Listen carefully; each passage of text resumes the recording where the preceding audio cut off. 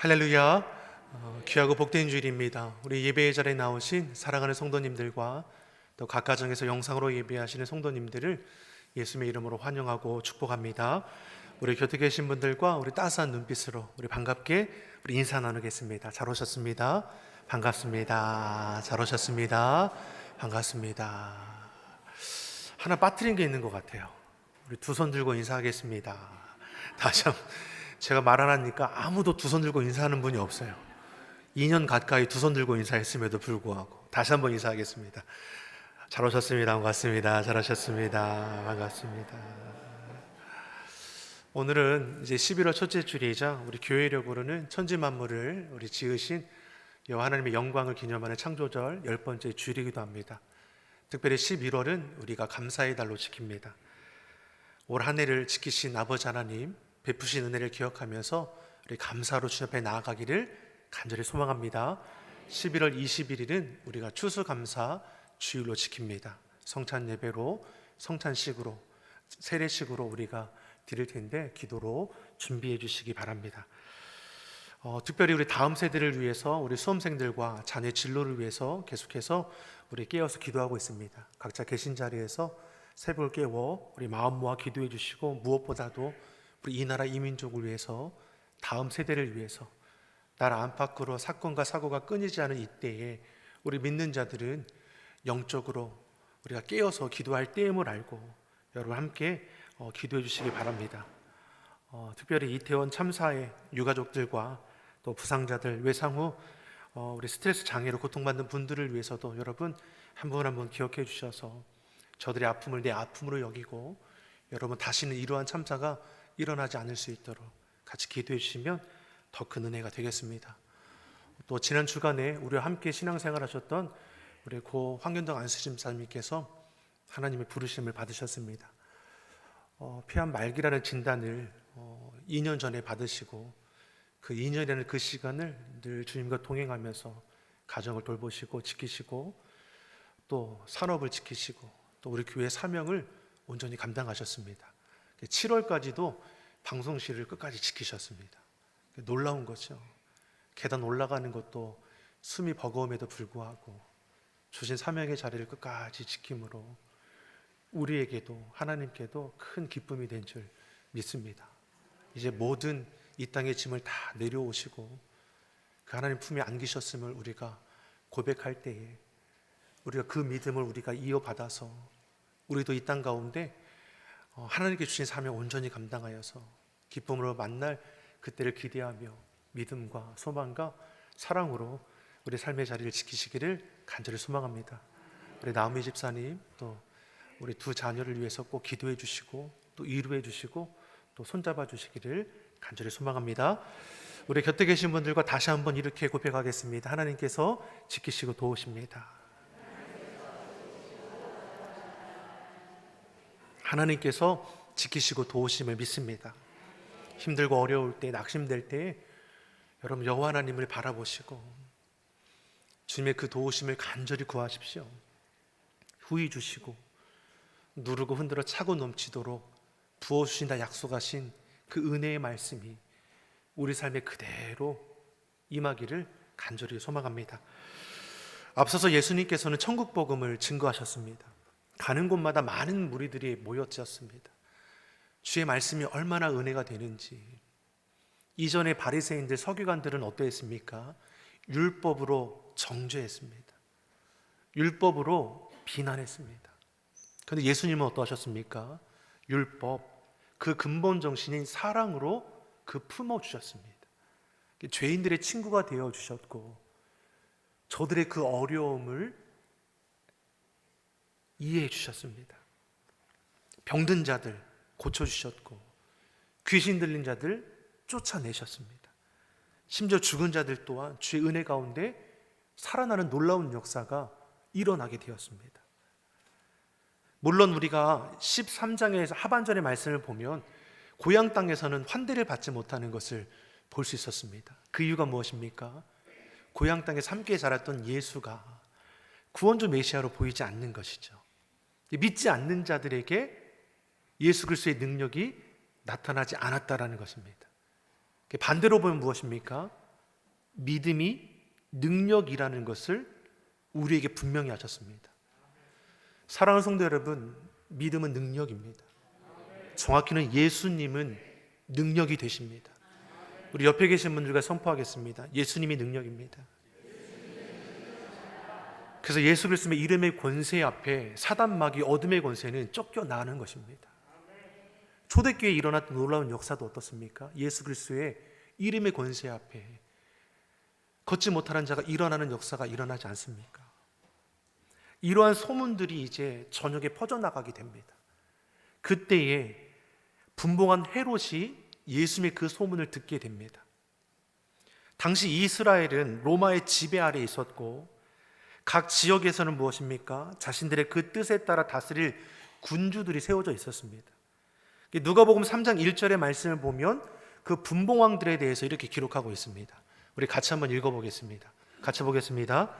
본디오 빌라도가 유대의 총독으로 헤롯이 갈릴리의 분봉왕으로 그 동생 빌립이 이두레와 드라고니 지방의 분봉왕으로 루사니아가 아빌레네의 분봉왕으로 이렇게 4개 지역으로 이제 각 지역의 군주로 세워져 있는 것을 볼 수 있습니다.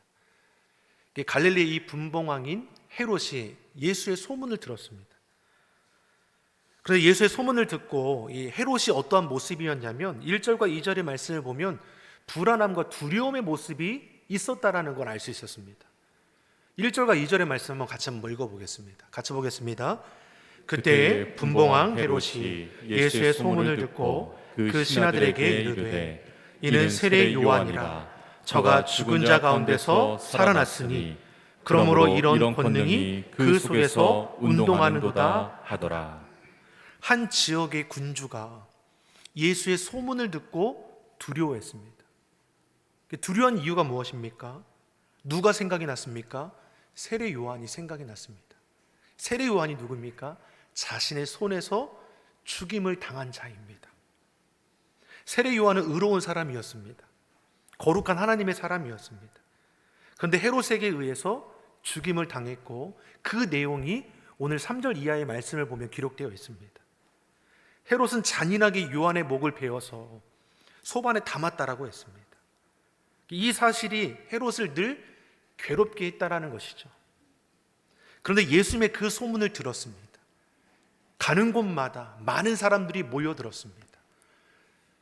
질병, 육신의 병든 자들이 고침을 받고 놀라운 역사들이 일어났습니다. 마치 세례 요한이 예수님의 그 오실 길을 예비하면서 행했던 일들이 똑같이 일어나는 걸 보면서 무슨 생각을 한 겁니까? 세례 요한이 죽은 자가 다시 살아난 것이 아니냐, 두려운 마음이 그 안에 일어났다라는 것이죠. 자, 그러면 정상적인 사람이라면 이전에 잘못된 것에 대해서 생각나면 어떻게 하겠습니까? 바로 잡아야 할 것입니다. 마음이 불안할 정도로 두렵다면 같은 잘못을 반복해서는 안 될 겁니다. 그런데 헤롯은 도리어 불안함과 두려움의 마음을 들게 한 이 예수를 이후에 요한을 죽였던 것 같이 죽이고자 하는 생각을 품게 되는 것을 볼 수 있습니다. 이것이 악한 자들, 죄인 된 자들의 논리입니다. 그래서 죄가 무서운 겁니다. 나중을 보지 못하게 합니다. 이들은 진리 위에 서지 못하죠. 다만 진리를 드러내는 도구로 사용될 뿐입니다. 죄는 한치 앞만 보게 합니다. 현재의 즐거움에만 충실하게 만들어 버립니다. 죄의식, 죄책감은 느낄 수 있지만 그것으로 인해 자신이 회개하여 나아간다? 그런 것이 없습니다. 헤롯은 단지 두려워만 하고 죄악에서 떠나려고 하지는 않는 것이죠. 악인이, 죄인이 괜히 죄인이고 괜히 악인들이 아닌 겁니다. 성경은 죄를 많이 지어서 죄인, 악인이라 말하지 않습니다. 성경이 말하는 죄인, 악인은 죄를 지은 자가 아니라 회개하지 않는 자에 향해 죄인이라 말하는 것이죠. 그러면 헤롯과 이 세례 요한 사이에 이전에 무슨 일이 있었기에 세례 요한이 죽음을 당하게 된 것이냐? 3절과 4절의 말씀을 보면 이전에 어떤 일이 있었는지를 회상하는 기록들이 적혀 있는 것이죠. 3절과 4절의 말씀을 우리 같이 한번 읽어보겠습니다. 전에 헤롯이 그 동생 빌립의 아내 헤로디아의 일로 요한을 잡아 결박하여 옥에 가두었으니 이는 요한이 헤롯에게 말하되 당신이 그 여자를 취한 것이 옳지 않다 하였습니다. 아멘. 세례 요한은 예수님의 길을 예비하기 위해 택함 받은 하나님의 사람입니다. 그는 윤택한 삶을 포기하고 광야를 택했습니다. 화려함이 아니라 약대 토롯과 가죽띠를 띠고 살았습니다. 죽기까지 하나님의 합당한 삶을 살았던 자임을 알 수 있습니다. 우리도 이 땅 가운데 부름받은 하나님의 사람입니다. 아멘이십니까? 저와 여러분도 헌신된 자이고 사명의 자리를 살아가야 하는 자들입니다. 그러나 내 삶을 포기하면서까지 주님을 따르라고 한다면 우리 안에서도 당연히 두려울 수밖에 없을 겁니다. 성공이 보장된 자리, 안정된 자리, 윤택한 자리를 포기하기란 어려운 겁니다. 우리는 아닌 듯 하지만 우리 또한 어떻습니까? 이 세상에 매여 살아갑니다. 사람에게 매여 살아가고 여러 관계와 환경에 매여 살아가는 것입니다. 그러나 세례 요한은 무엇입니까? 하나님을 위해 이 모든 것을 포기하는 삶, 떠나는 삶이 온전히 되었다라는 것이죠. 그러한 세례 요한이 오늘 어떠한 모습을 우리에게 보여줍니까? 불의에 대해서 잘못되었다라고 말할 수 있었다라는 것입니다. 세상의 잘못된 것에 대해서 주의 말씀에 비추어 보아서 거짓된 것에 대해서 거짓되었다라고 얘기했다라는 겁니다. 분봉왕 헤롯은 영토의 4분의 1의 통치권을 가진 그 지역의 왕이죠. 로마의 지배 아래서 민족을 배반하고 정치적 야망을 성취한 자라고 볼 수 있을 겁니다. 그 권력이 얼마나 대단하겠습니까? 사람을 마음대로 체포할 수 있을 것이고 죽일 수 있는 권력이 그에게 있습니다. 그는 정치적으로 독재자였고 도덕적으로 어떻습니까? 부정한 자임을 우리는 알 수 있습니다. 3절의 헤롯은 자신의 동생의 아내인 이 헤로디아를 빼앗아서 자신의 아내를 삼았다라고 했습니다. 모든 사람이 왕이 잘못하였다라는 것을 알고 있습니다. 그러나 누구도 왕이 잘못되었다라고 말하지는 못합니다. 왜 그렇습니까? 왕이 두렵기 때문입니다. 근데 이러한 침묵을 깬 사람이 세례 요한입니다. 왕이 잘못되었음에 대해서 잘못되었다 지적하면 분명히 자신에게 손해가 오게 될 겁니다. 이로 인해 죽게 될지도 모를 겁니다. 그럼에도 세례 요한은 율법의 근거에서 하나님의 말씀에 비추어서 잘못되었다라는 것을 회개할 것을 선포한 것이죠. 그로 인해서 감옥에 갇히게 되는 것이고 죽임을 당하게 되는 겁니다. 죽게 된 이유가 어디에 있습니까? 불의한 일에 대항했기 때문이죠. 제가 지난 7월에 개봉했던 이 한산이라는 영화를 우리 교육자들과 같이 보았습니다. 한산이라는 영화 혹시 보셨습니까? 아무도 안 보신 겁니까? 봤지만 이런 분위기에서 봤다라고 얘기하기가 좀 부끄러우신가요? 1000만이 넘은 관객이 보지 않았을까요? 전략가로서 이순신 장군의 모습을 우리가 볼 수 있는 영화죠. 영화를 본 후에 제가 기억나는 대사가 있어서 잠깐 이야기를 꺼낸 겁니다. 영화 중에 이순신에게 총상을 입혔던 왜군이 포로로 잡히죠. 이제 서로 죽고 죽이는 계속된 사륙이 벌어지는 전쟁 가운데 있지 않습니까? 이 왜군이 이순신 장군에게 묻는 겁니다. 이 싸움의 의미가 어디 있냐는 것이죠. 사람과 사람의 싸움입니까? 나라와 나라의 싸움입니까? 그러니 이순신 장군이 뭐라고 대답합니까? 의와 불의의 싸움이지. 두둥. 저는 여기에 참 이렇게 마음이 와닿더라고요. 사도 바울의 말씀이 기억났습니다. 우리의 싸움은 혈과 육의 싸움이 아니라 악한 영들에 대한 싸움이라. 아멘이십니까? 우리 영적인 싸움을 하는 자들이죠. 이태원 참사 앞에서 우리는 여러분 무엇이라 말할 수 있습니까? 왜 이런 일이 일어나는지 분석하고 잘잘못을 따져서 다시는 이런 일이 없도록 하는 것도 물론 바람직할 것입니다. 하지만 죽은 생명은 다시 돌아오지 못할 것이죠. 그리고 믿는 자들은 이것이 단지 혈과 육의 싸움이 아니라 영적인 싸움이라는 것을 분명히 깨달아야 하는 것입니다. 그래서 믿는 자들 한국교회가 무엇이라고 호소합니까? 깨어 기도하라는 겁니다. 이 나라 이민족을 위해, 다음 세대를 위해서 지금은 기도할 때라고 지금 선포하는 겁니다. 마지막 때에 믿는 자를 보겠느냐? 예수님께서 하신 말씀입니다. 갈수록 세상은 악해져 갈 텐데 믿는 자들은 더욱더 무기력해져만 갑니다. 믿는 자들이 무기력해지는 이유가 무엇입니까? 그 믿음이 연약해지기 때문 아니겠습니까? 불의 앞에서 내 힘으로 감당할 수 있는 것이 아닙니다. 세상 짐을 내가 지고 가려고 하니까 힘든 것이죠. 예수님께서도 대신 져주신다 말씀하신 이유가 무엇입니까? 너희가 감당하는 것이 아니라 내가 감당할 거라고 말씀하신 이유가 무엇입니까? 우리가 할 것은 약속의 말씀 의지하여 믿음으로 선포함으로 나아가야 하는 길이기 때문입니다. 우리가 할 것은 무엇입니까? 우는 자와 여러분 함께 울어주시기 바랍니다. 능력 주시는 주님 안에서 지키시고 도우시는 여호와 하나님을 의지하며 여러분 깨어 기도하시고 주의 말씀으로 분별할 수 있기를 예수님의 이름으로 축원합니다. 헤롯은 어떠한 사람입니까? 분명히 그 안에는 죄책감, 두려움의 마음이 있었습니다. 2절 말씀에 예수님의 소문을 듣고 죽은 세례 요한이 다시 살아난 것이 아니냐라는 그런 마음이 있었습니다. 자신이 지은 죄가 자신을 괴롭게 하는 것이죠. 이러한 두려움과 불안함은 어떻습니까? 조금만 계기만 일어나도 또다시 자신을 괴롭게 할 것입니다. 자, 그럼 이런 사람이 권력에 가진 듯 무슨 소용이고 가진 것이 많은 듯 무슨 소용입니까? 늘 불안함 가운데 죄책감 가운데 살아가는데 다른 것이 행복이 아니라 그 마음의 평안함이 행복이라는 것을 우리는 기억해야 하는 것이죠. 헤롯은 순간적인 그 쾌락을 위해서 그 부도덕한 삶을 선택한 자입니다. 원래 그의 아내는 이 아라방의 딸이었습니다.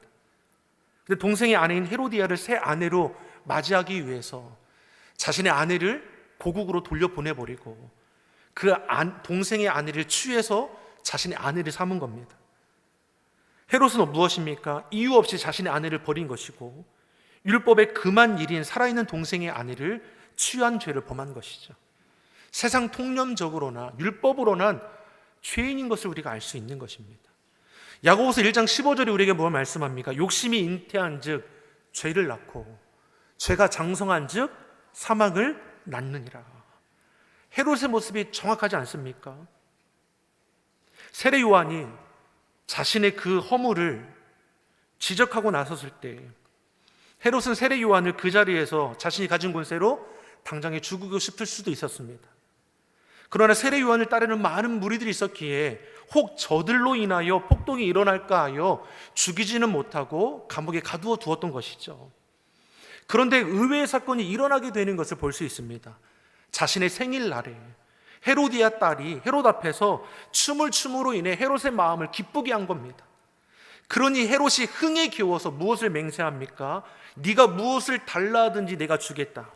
마가복음 6장 23절의 말씀을 보면 자신이 다스리는 나라 절반일지라도 내가 달라 하면 주겠다라는 이런 엉뚱한 말들이 일어나는 것이죠.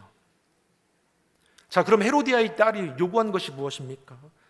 우리 본문 8절의 말씀을 같이 한번 보겠습니다. 8절의 말씀을 같이 보겠습니다.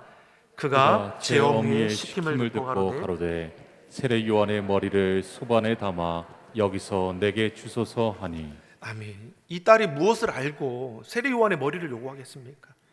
그의 어머니가 시키는 대로 말한 것이죠. 다시 말해 이 헤로디아라도 어떻습니까? 세례 요한의 그 지적에 그 마음도 심히 불편한 것이죠. 그냥 저를 두고 볼 수 없었는데 기회가 생긴 겁니다. 이들에게 세례 요한의 생명은 무엇입니까? 헤롯의 생일 잔칫날에 한층 유흥거리밖에 되지 못하는 것처럼 보이는 것이죠. 하나님의 사람의 머리를 자르는 이 엄청난 범죄를 그 어떠한 죄책감도 없이 오로지 재미있는 볼거리 중 하나로만 여기는 이 죄인들의 모습을 우리에게 보여주는 것입니다. 죄인들은 죄악을 통해서 즐거움을 얻는 자들입니다. 이것이 세상의 모습이 아닙니까? 이러한 세상 속에 우리 믿는 자들도 살아가는 것이죠. 헤롯이 고민하는 것 같이 보입니다. 죽이려고 했으면 진작에 죽였을 텐데 그러지 못하고 감옥에 가둔 이유가 분명히 있을 겁니다. 하지만 자신이 맹세한 것도 있고 신하들 앞에서 자신이 한 그 말이 있기에 자신의 체면도 있으니 이러지도 저러지도 못하는 것을 우리가 볼 수 있는 것이죠. 자, 어떤 선택을 하게 되는 것입니까? 9절의 말씀을 한번 보겠습니다. 우리 본문 9절의 말씀, 마태복음 14장 9절의 말씀을 우리 같이 한번 읽어보겠습니다. 왕이 근심하나 자기의 맹세한 것과 그 함께 앉은 사람들을 인하여 주라 명하고. 헤롯은 결국 세례 요한의 그 생명을 죽이기로 하죠. 그 이유가 무엇입니까? 헛된 명세로 인한 것이죠. 어떤 사람은 불필요한 자존심 때문에 일을 망치는 자들이 있습니다. 잘못된 일인 줄 뻔히 알면서도 자신의 고집을 꺾지 않고 죽을 길로 가는 겁니다. 헤롯은 잘못된 길을 갑니다. 빨리 돌이킨다면 그 문제가 이렇게 깊어지지 않을 것이죠. 근데 돌이키지 않습니다. 그래서 죄가 무서운 겁니다. 자신의 체면 때문에 돌이키지도 않습니다. 자신의 권위가 뭐라고, 신하들 앞에서 자신의 권위가 떨어질까 고치지 않는 것이죠. 신하들 앞에서 권위를 생각했다면 애초에 동생의 아내를 취하는 이런 일은 없어야 하는 겁니다. 얼마나 헛된 자존심이고 헛된 권위인지를 우리에게 알게 하는 것입니다. 오히려 실력이 있고 오히려 강한 사람이라면 자신의 잘못을 오히려 인정할 수 있는 자가 되어야 할 것입니다. 결국 헤롯은 자신이 잘못했음에도 불구하고 모든 사람 앞에 자신의 권위를 지키고자 세례 요한을 죽이고 결정하는 것이죠. 헤롯이 자기의 동생의 아내인 헤로디아를 취하여 자신의 아내로 삼는 죄악을 범하지 않았다면 그는 세례 요한에게 책망을 들을 이유도 없었을 것입니다. 그랬다면 세례 요한을 감옥에 가두거나 죽이는 일 또한 없었을 것입니다. 이처럼 죄는 더 큰 죄를 불러옵니다. 죄는 한 번으로 그치는 것이 아니라 그 죄가 원인이 돼서 또 다른 죄를 불러오고 또 그 죄가 원인이 되어 또 큰 죄악 가운데 행하도록 우리를 밀어낸다는 것이죠. 하나님 앞에 합했던 다윗조차 충직한 신하의 아내를 취하여 아내를 삼는 이 죄악을 행하는데 처음부터 이루려고 했습니까? 그렇지 않았습니다. 그는 처음에는 단지 목욕하는 여인을 우연찮게 보게 됐을 뿐입니다. 이것이 그냥 해프닝으로 끝났으면 좋을 텐데 이 여인이 누구인지 알아보라고 시켰고 그 여인을 궁으로 불려들여서 동침을 하고 이와 같은 상황이 알려질까 하여 그 여인의 남편 우리아를 전쟁의 최전선에 보내어 전쟁 가운데 죽게 만들어 버렸습니다. 죄를 회개하여 돌이키지 않으면 죄는 또 다른 죄를 낳게 되는 것입니다. 그래서 성경은 뭐라고 말씀합니까? 악은 모양이라도 버리라는 것입니다. 죄는 작은 것일지라도 끌어내라 우리에게 분명히 말씀하는 것이죠. 사랑하는 성도 여러분, 우리는 절대 한 번만이라는 이 말들에 속아서 죄를 행하는 어리석은 일들을 자꾸만 범하는 일이 없어야 할 것입니다. 한 번의 죄가 또 다른 죄를 불러오게 될 것이고 또 다른 죄는 다시 또 다른 죄를 불러와서 우리를 돌이킬 수 없는 죄의 구렁텅이로 밀어놓고 말 것입니다. 헤롯을 보십시오. 10절 11절 함께 보겠습니다. 10절 11절의 말씀 같이 보겠습니다. 사람을 보내어 요한을 옥에서 목베어 그 머리를 수반에 담아다가 그 여아에게 주니 그가 제 어미에게 가져가니라. 아멘. 헤롯이 사람을 보내어 옥에서 세례 요한의 목을 베도록 합니다. 하나님을 위해서 자신의 유익을 조금도 구하지 않고 오직 하나님의 그 뜻대로 말하고 행동하였던 사람의 최후가 악인들의 흥을 돋우기 위한 한낱 구경거리로 전락하게 되는 모습이라면 너무나 허무한 것처럼 보여지는 모습이죠. 근데 정말 그러하느냐? 그렇지 않다라는 것입니다.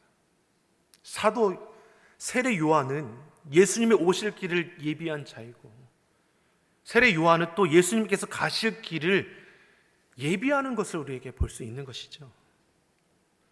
이렇게 세례 요한의 제자들이 예수님의 이 스승의 장례를 치른 후에 예수님께 찾아와 이 모든 상황을 다 알리는 것을 볼 수 있습니다.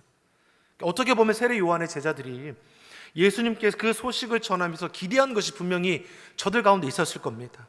억울하게 죽은 자신들의 스승을 위해 예수님께서 조금만 나서주시기만 하면 이 억울함을 좀 풀어줄 수 있지 않을까. 왜 그렇습니까? 지금 예수님을 따르는 무리들이 어마어마합니다. 예수님께서 말씀 한마디만 하면 그 파급력이 대단할 겁니다. 근데 예수님은 어떠한 행동을 하십니까?